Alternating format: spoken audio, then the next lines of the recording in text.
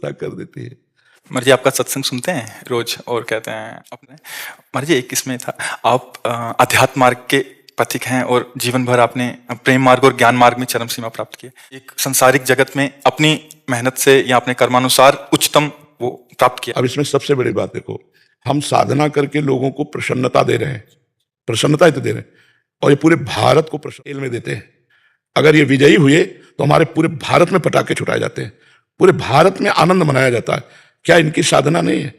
ये भी तो इनकी साधना है। कर देते हैं तो इनके साथ पूरा भारत जुड़ा हुआ है। अगर ये विजय को प्राप्त होते हैं तो अब बच्चा बच्चा भारत का आनंदित हो जाता है। तो इनकी साधना है, ये अपने अभ्यास में रहें, ये अपने अभ्यास को पुष्ट करें।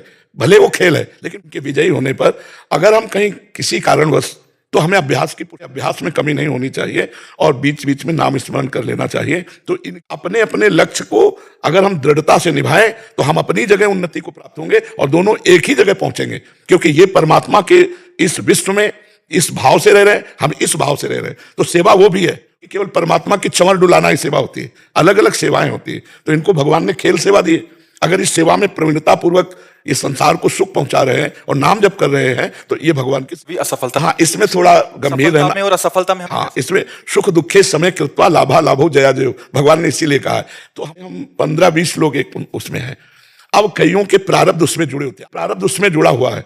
अब अगर उसमें अशुभ प्रारब्ध ज्यादा जुड़ गया, क्योंकि विजय उनकी भी होनी है ना, तो आपका अभ्यास फिट होने पर जनित दुख देखना पड़ेगा। जिसमें प्रारब्ध भी प्रारब्ध, बिल्कुल प्रारब्ध, अभ्यास की कमी ना होने पर भी प्रारब्ध फेल कर देता है। और अभ्यास पूर्ण है और प्रारब्ध पूर्ण है तो विजय की प्राप्ति होती है। हमारे जी कभी कभी देखा जाता है कि हाँ, इसमें प्रारब्ध भी काम करता है और अभ्यास भी।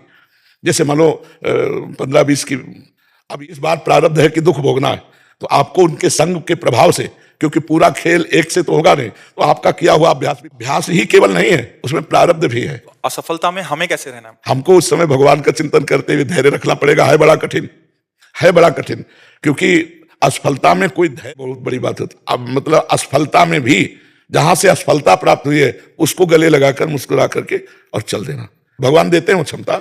असफलता ही सदैव नहीं रहेगी, दिन नहीं रात, रात का स्मरण करते, पर है बड़ा कठिन, क्योंकि जो सफलता में सम्मान मिलता है तो असफलता में सम्मान तो नहीं मिलता। मुझे बस प्रेम भक्ति दे दो बस। हाँ, ये तो और ऊंची बात है। वो कह रहे थे कि मैं कहाँ फंस गई। लोग नहीं, संसार का यह सम्मान प्राप्त होने पर ये भक्ति की तरफ मुड़।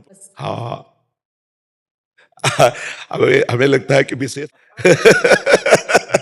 क्योंकि उसके ऊपर कुछ नहीं है, कुछ नहीं, उसके ऊपर कुछ नहीं है। मैं कह रहे हैं भक्ति के ऊपर तो कुछ नहीं है। बिल्कुल, आज ऐसा यश है, ऐसा धन संपदा है, बट उसमें भी ये इस मार्ग पे चलने का प्रयास कर रहे हैं। कृपा हम कह रहे हैं ना कि भारत का कोई भी व्यक्ति ऐसा नहीं जो आनंदित ना हो जाता हो। जब ये विजय को प्राप्त होते आनंदित हो जाता, तो सबके आनंद वर्धन करने की सेवा बनी ना। बच्चा तो लौकिक खेल रहा, खास बात जो इन्होंने कहा कि भगवान की प्रेम लक्षणा भक्ति, अगर इस खेल में हम जीत गए तो सदा सदा के लिए जीत। इसमें प्रधान बात है नाम जप।